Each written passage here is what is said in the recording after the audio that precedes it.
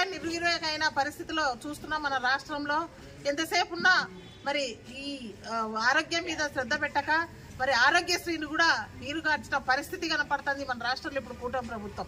ఈరోజు మరి మెడికల్ కాలేజీల పైన ప్రతి వాళ్ళు కూడా ఈరోజు మధ్య పేద తరగతి వాళ్ళంతా కూడా ఈరోజు ఆక్రోషంతో చాలా ఇదిగా ఉన్నారు. ఎందుకంటే మరి ఈ కాలేజీలు అన్నీ వస్తే ఎంతమందో కళలన్నీ కూడా సాకారం అవుతాయని చెప్పేసి ఈరోజు అనుకున్న పరిస్థితులు. దీనికి నిరసనగా మేమంతా కూడా ఈరోజు పెద్ద ఎత్తున కూడా ఇప్పటికీ కూడా ఈ కూటమి ప్రభుత్వం దిగిరాకోకుంటే ఇది మేమంతా కూడా చాలా ఉధృతంగా ఈ పేద మధ్యతరగతి ప్రజల తరఫున వైఎస్ఆర్సీపీ చాలా గట్టిగా పోరాటం చేస్తుంది. అందరం కూడా చాలా ఉధృతంగా దీన్ని మెడికల్ కాలేజీల పైన తీసుకురావడానికి మరి ముందుకు వస్తాం వైఎస్ఆర్సీపీ ప్రజల తరఫున.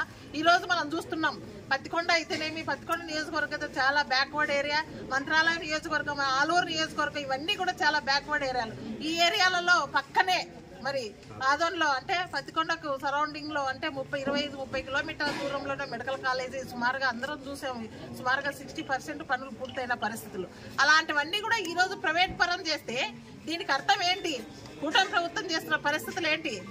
దోచుకో పంచుకోని విధంగా పెద్దలకంతా కూడా ప్రైవేటీకరణ చేసి పెద్దలతో వీళ్ళు దోచుకోవాలని చూస్తున్నారు. ఈరోజు మధ్య తరగతి పేదవాళ్ళ గురించి గాలికి వదిలిపెట్టి కూటమి ప్రభుత్వం ఈరోజు ఈ విధానాన్ని పీపీపీ విధానాన్ని రూపొందిస్తున్నాం. దీనికి క్వైట్ ఆపోజిట్ గా ఈరోజు ప్రజలమంతా కూడా పోరాటం చేస్తున్నాం. ఇంకా కూడా ఈ కూటమి ప్రభుత్వం దిగిరాని పక్షంలో మేమంతా కూడా ఈ పోరాటం ఇంకా ఉధృతం చేస్తామని చెప్పేసి ఈ కూటమి ప్రభుత్వానికి ఈ మీడియా ద్వారా కూడా తెలియజేస్తున్నాం.